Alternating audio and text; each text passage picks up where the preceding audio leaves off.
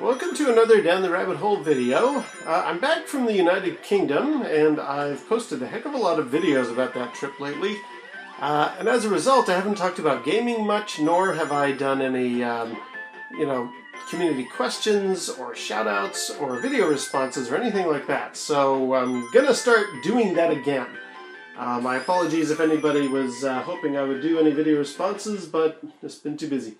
However, this video is a video response and a bit of a shout out and also a question. So I'm getting all three with one fell swoop here. And there's a reason we're looking at Sonic the Hedgehog, because he's kind of related to all of that.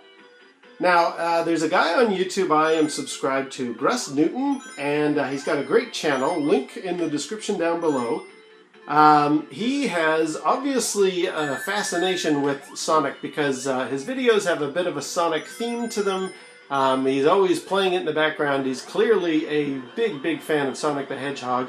And I kind of know where he's coming from on that, because there's one video game character that I have this strange fascination with myself that I just can't shake.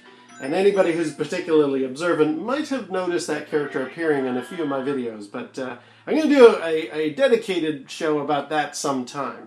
Back to Gruss and his question, and not only that, but in exchange for doing my video response, I have a Sonic-related question that I'm hoping Gruss might answer for me, or a bit of advice is essentially what I'm seeking. But first of all, let's get to Gruss's question. He was talking about flashcards and Everdrives, the kind of thing you can load a bunch of ROMs onto an SD card, stick it into the console, and play everything.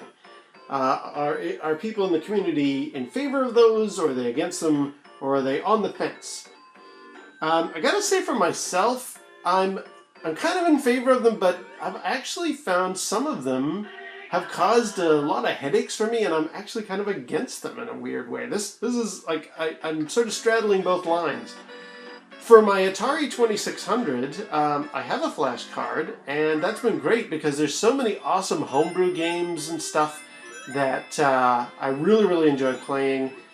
And also, I know that there are some people, and myself included, who maybe don't want to have giant shelving units stacked floor to the ceiling with cartridges. I mean, if we can just put all of our favorite games on one memory card and stick it into the console, that's good for us. Similarly, I have the same thing with the Vectrex. I've done a video about the Vec Multicart, which is amazing, highly recommended. That's partially because Vectrex games, there's like this huge swell in people making Vectrex games again, and rather than wait for those to eventually come out on card or whatever, I get the ROM if it's available, if the developer has released it, stick it in my multicart, and I love it. So yeah, I'm very much in favor of a multicart when that's the scenario. But now, in Gruss's case, what got him talking about his particular flash card, or what started the conversation, was he has one for his Game Boy Advance. And I can't remember, I'll put a link to that specific video down below, but I think he was asking, like, how do people feel about these things, because there's certain benefits and disadvantages to them. And I myself have a flash card for my Game Boy Advance. It's this one here. I don't even make it out in the light there. Sonic's in the background. This is one from about 10-15 years ago. I can't even remember the name of the company. Avant, I think. I got it from a company called Jaleco. And basically, it came with this docking station thing. So I'd stick the USB into my computer, put the cartridge in here, flash the ROMs in there, and then pull out the cartridge and into my Game Boy Advance, and away I go. Great stuff. But unfortunately, what I found with having all of these games, and I think it's actually because Game Boy Advance games are a little more, quote-unquote, advanced than Atari and Vectrex. Any game that had a save state where, you want to save your progress and come back to it later, that was becoming a bit of a pain, because first of all, this cartridge thing that I have, it has a built-in battery, but it's dying. I mean, it doesn't store games anymore. So that was a bit of a pain. And there was a directory where you could save your files and remember for next time, but that became more of an annoyance. Like if I wanted to load up a bunch of new games on it, I'd have to remember, well, don't overwrite those memories for that particular game, and it just became a bit of a hassle. I kind of prefer how, for example, when I was unlocking stars in that Game & Watch Gallery game for the Game Boy Advance, it was remembering my progress. Like as I reached different goals and I unlocked some of those stars, the game remembered that just on the cartridge. So I kind of like that more than, I mean, I suppose it would allow me to download somebody's game file where they had unlocked everything, and then I could have just stuck it into the memory of this flash card and away I go. But no, I prefer to imprint on this specific cartridge that I paid for my unlocks. It's like my trophies that I have achieved. So that's one part of the equation. Also, there have been games like Advance Wars and stuff where I've made a specific amount of progress. I want to save where I am, or race cars that I've unlocked in some racing games. Trying to juggle all of that around in the memory file system of this memory card was just becoming a bit of a pain in the neck. So I just thought, no, I don't really want it in the case of a Game Boy. Also, this is going to be a little bit weird, but I've been running out of things to buy. And when I got my Game Boy Advance SP, the 101 with the backlit screen that also plays Game Boy Color and Game Boy Original games, I was kind of relieved because I thought, hey, this is actually something I can start buying. Next time I go to, say, the Portland Retro Gaming Show, and that's coming up soon, there'll be new things that I can look for to add to my collection. So I actually kind of like having the hunt for new cartridges to get. So that's another reason why, in the case of the Game Boy, I'm not so much in favor of the getting the flash card thing. Now, on the subject of Portland and Sega in general, actually, so hence this is where we get to what I wanted to ask Gruss about with regards to Sonic. I'm kind of running out of things to play on my Sega 32X. I mean, there's a couple more games that I have to show, and I will be doing so very, very soon. There's one more title I hope I might be able to find in Portland. And maybe, I know there are a handful of homebrews. They've done like, I think Wolfenstein 3D was made for the 32X. And as a result, you're probably not going to see too many more videos about it from me. Good news on that front, though. You might have noticed on this Sonic footage, there's a gray background. There, you saw it there. That's because I'm not actually playing, I'm not actually playing Sonic the Hedgehog on the Sega Genesis.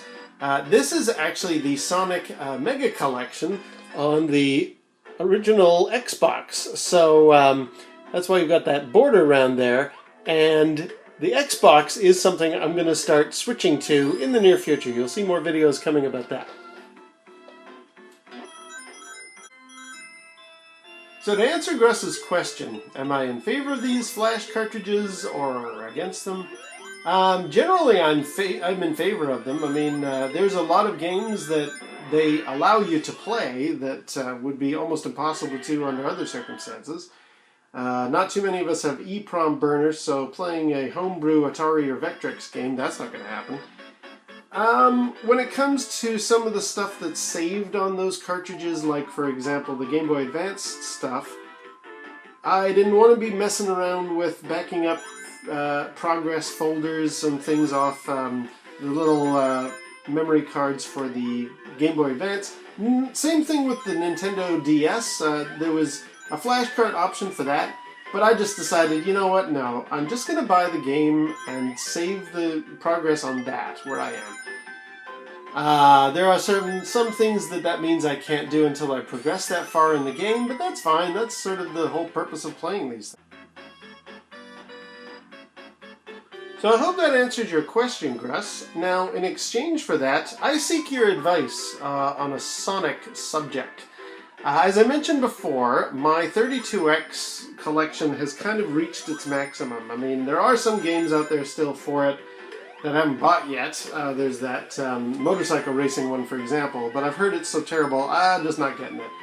But my local retro store has had on its shelf for quite a long time now Knuckles Chaotix for the 32X, which is a Sonic style game, but a little bit different, and it looks kind of intriguing to me. I mean, it's one of those borderline ones for the 32X I'd almost like to get.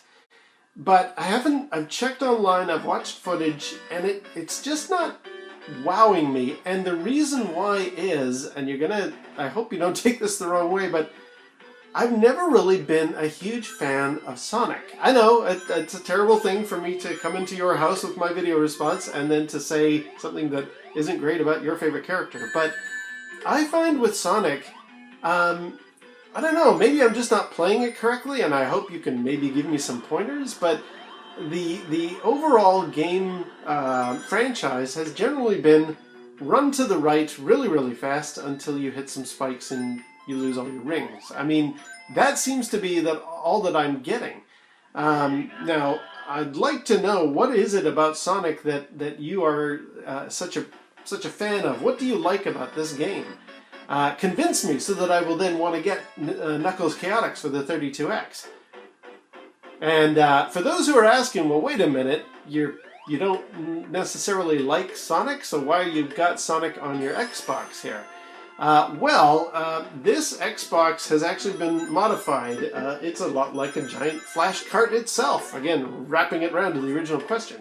I got this off a friend, and he modified it, so it's got a stack of games just built in it, or on discs that were burned. And so it's got the Sonic Mega Collection just as one of the many games to play.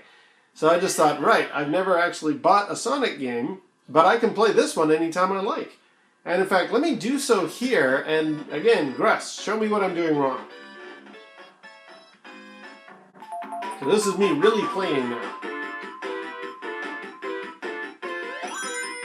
Now I get that what Sonic was all about was speed. It was the fact that at the time that it came out, you wanted to just show off what the Genesis could do. Oh, look at that, I'm terrible already. They wanted to show what the Genesis was and the Mega Drive were capable of. It was to compete against Mario. So this game does run incredibly fast and is an excellent demonstration of the speed of the Genesis and all that it is capable of. But to be honest, I'm just sort of going to the right until I hit some spikes and then I'm dying. And I don't know that it's really all that much fun. Maybe I'm just not very good at it. I think I'm doing okay here. But please, tell me what it is about the Sonic games that make them so fun. Because they don't seem to do much.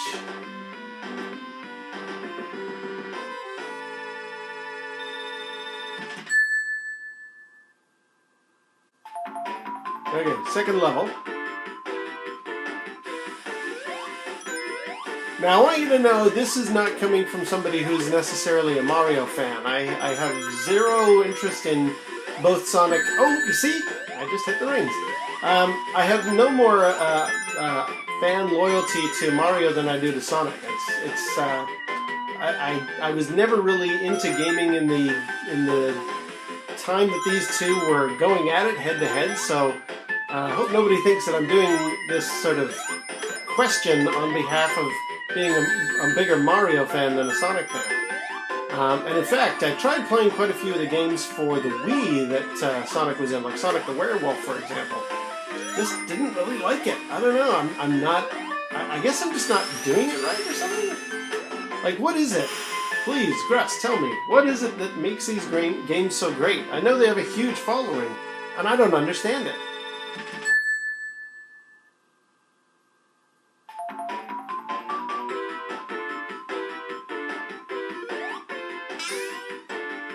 See, again, I just keep hitting spikes all the time.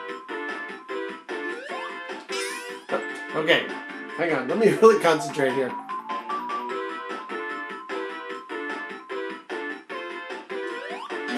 There we go.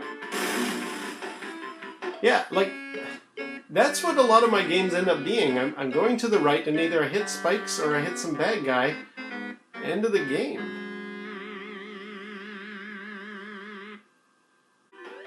Now we're back to the attract mode. Yeah, please, somebody out there, tell me what is it about the Sonic games that it makes them so fun and so beloved. Is this just a representation of the console wars of the 90s? You know, who's better? Are you part of Team Mario or Team Sonic? That kind of stuff. Or is there something in these games that I'm missing? Because I'd like to enjoy what it is that people enjoy about those games. Especially since there is that Knuckles Chaotix game for the 32X just sitting in my retro store, and I haven't yet found a reason to take that leap.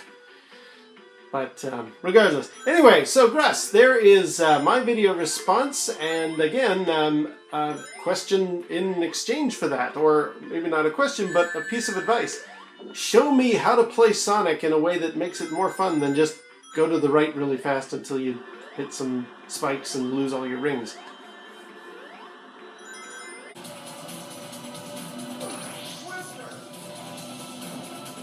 And finally, in keeping with the Sonic theme, I wanted to do another shout out as well, not just to Gruss, but another fella.